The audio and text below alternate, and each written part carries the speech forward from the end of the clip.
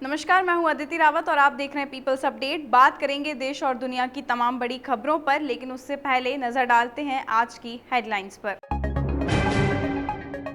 Iran की America को खुली चेतावनी, खार्ग आइलैंड पर कब्जे की कोशिश पड़ी भारी तो अंजाम गंभीर होगा।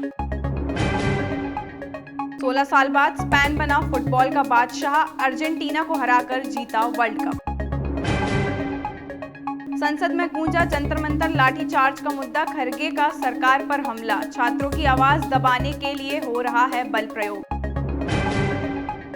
जंतर मंतर से संसद तक हंगामा, प्रदर्शनकारियों पर लाठीचार्ज और आंसू गैस का किया प्रयोग।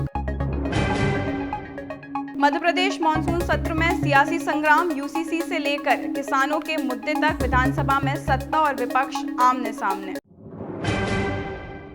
ईरान और अमेरिका के बीच तनाव लगातार बढ़ता जा रहा है। ईरान ने साफ कहा है कि अगर अमेरिका ने खर्ग आइलैंड पर कब्जा करने की कोशिश की तो उसके सैनिक सुरक्षित वापस नहीं लौट पाएंगे। इसी बीच ईरान ने अमेरिका को ठिकानों पर हमले का दावा भी किया है। हॉर्मुज़ स्ट्रेट के पास एक जहाज पर हमले होने से हालात और गंभीर हो गए हैं। बढ़ते तनाव का असर तेल बाजार पर भी दिखा और कच्चे तेल की कीमतें $90 प्रति बैरल के पार पहुंच गई। दुनिया की नजर अब इस पूरे घटनाक्रम पर टिकी हुई है। 16 साल के लंबे इंतजार के बाद स्पेन ने एक बार फिर फुटबॉल वर्ल्ड कप अपने नाम कर लिया है। न्यू जर्सी में खेले गए रोमांचक फाइनल में स्पेन ने अर्जेंटीना को हराया। मैच 90 मिनट तक बराबरी पर रहा, लेकिन एक्स्ट्रा टाइम में फेरन टेरेस ने विजयी गोल कर इतिहास रच दिया।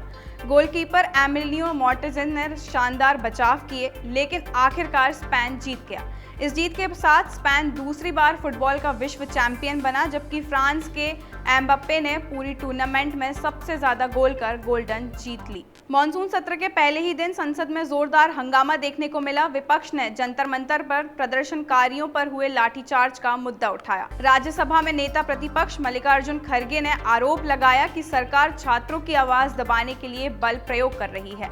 विपक्ष ने परीक्षा घोटाले और अन्य मुद्दों पर चर्चा की मांग की, जिसके कारण दोनों सदनों की कार्यवाही कई बार स्थगित करनी पड़ी।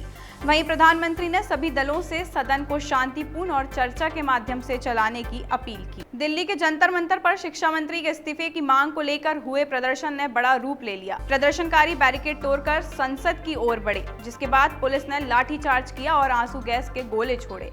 कई लोगों के घायल होने की खबर है। पुलिस ने संसद की सुरक्षा को और बढ़ा दिया है और मुख्य गेट बंद कर दिया है। प्रदर्शनकारियों का आरोप है कि उनकी आवाज दबाई जा रही है, जबकि पुलिस का कहना है कि बिना अनुमति संसद मार्च की इजाजत नहीं थी। पूरे इलाके में सुरक्षा के कड़े इंतजाम किए गए हैं। मध्य प्रदेश विधानसभा का मॉनसून सत्र आज से शुरू हो गया है और पहले ही दिन सदन का माहौल गर्मा गया। एक तरफ सरकार सामान्य नागरिक संहिता यानी यूसीसी समेत कई अहम विधेयक लेकर आई, तो दूसरी ओर कांग्रेस ने किसानों की खाद बीज की समस्या, बेरोजगारी, कानून व्यवस्था और उज्जैन जमीन मामले को लेकर सरकार को घेरा। सदन में तीखी बहस और नारेबाजी के चलते कार्यवाही कुछ समय के लिए स्थगित करनी पड़ी। अब सभी की नजर इस बात पर है कि आने वाले दिनों में विधानसभा के किन बड़े मुद्दों पर सियासी टकराव देखने को मिलेगा। राम मंदिर चौराहा चोरी मामले में सुप्रीम कोर्ट ने बड़ा फैसला सुनाया। अदालत ने सरकार को नई एसआईटी बनाने का आदेश दिया और कहा कि जांच की कमान किसी वरिष्ठ आईपीएस अधिकारी को दी जाए। कोर्ट ने कहा कि जांच निष्पक्ष होनी चाहिए और मामले को किसी भी तरह का राजनीतिक रंग नहीं दिया जाना चाहिए। सरकार ने कोर्ट को बताया कि अब तक 8 लोगों की गिरफ्तारी हो चुकी है और जांच अभी जारी है। इस मामले की अगली सुनवाई अगली सप्ताह होगी। फिलहाल इस बुलेटिन में इतना ही। देश और दुनिया की तमाम बड़ी खबरों के लिए देखते रहिए पीपल्स अपडेट।